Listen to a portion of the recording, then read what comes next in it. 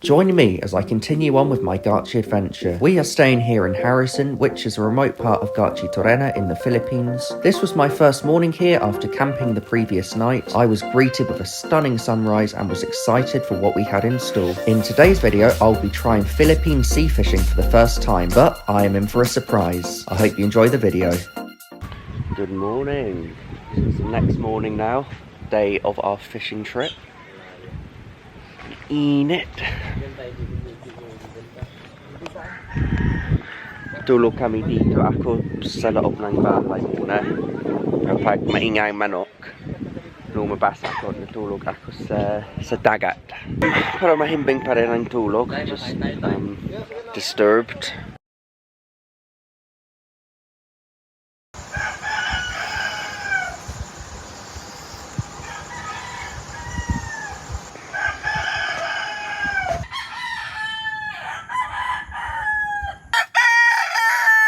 Ay nako, hindi ako nakakatulog pag ganyan ang tunog. Sobrang maingay.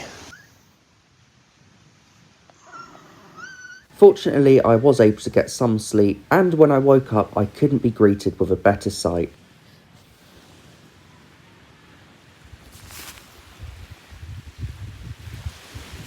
I was quite literally waking up in paradise. Kakain na kami.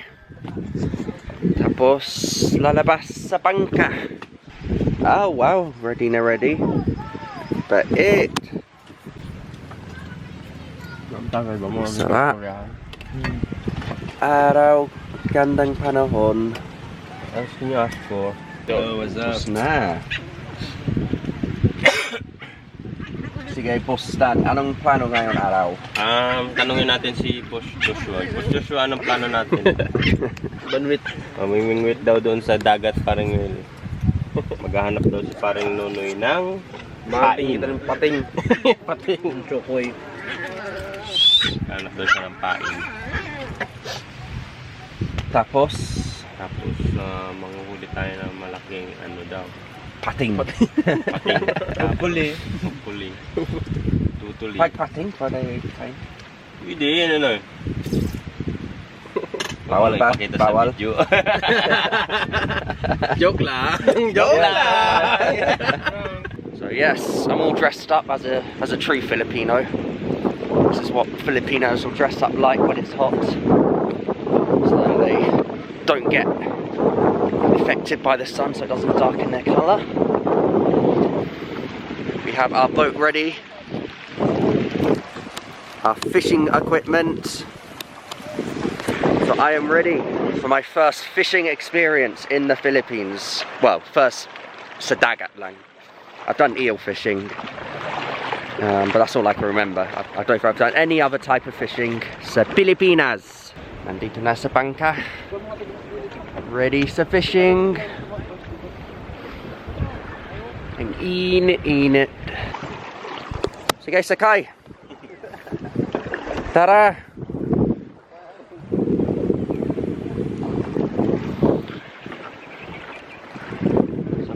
Kami doon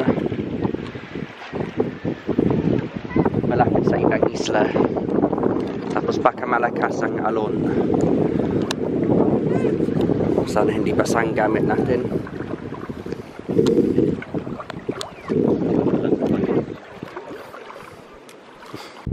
Natulog kami doon sa tent, sa harog muna.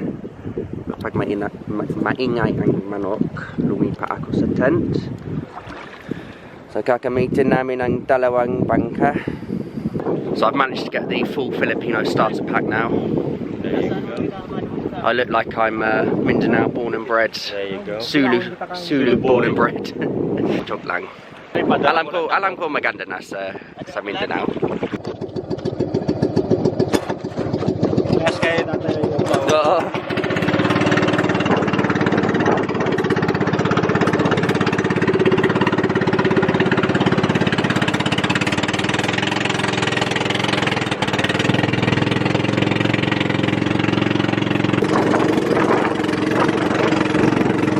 Right, so Garchitorena lang namin. It's a fishing spot. Nagpapasya naman nagkita yung ano, matanding. Meron din iba. doon. Yeah. We're just gonna let the, hahayaan na lang namin yung alon yung kung saan kami dalhin. So, Bahala ng alon. Bahala ng alon. Bukas na sa, na kami, Gong. Guam. Mariana Trench. Bigay mo doon sa kuya. Huwag tao dyan na yung kalataw. Layo na doon. Okay. Sana may isla. Sana maka-isla.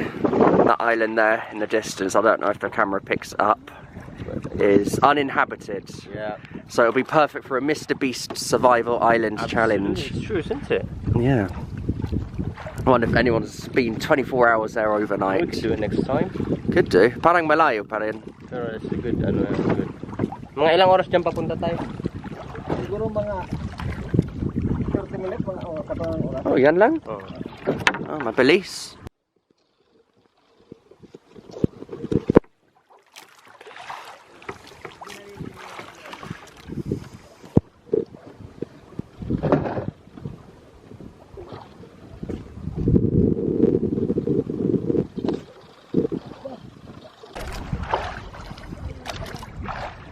Nakahuli sila agad.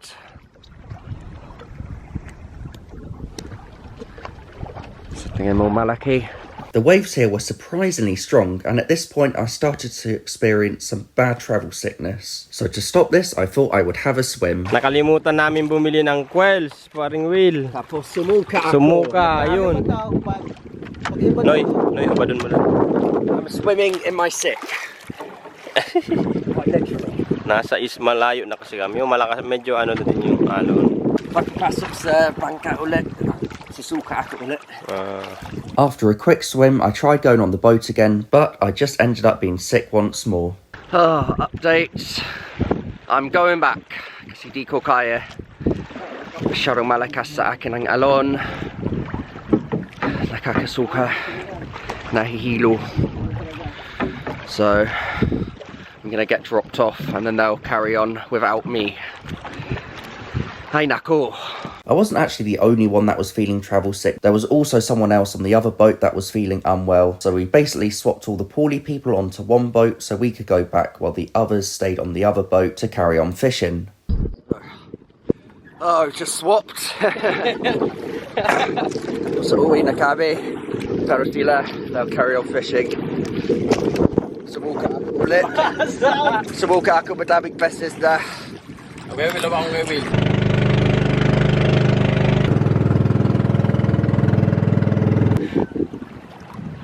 Pasensya na po. Ay, okay lang.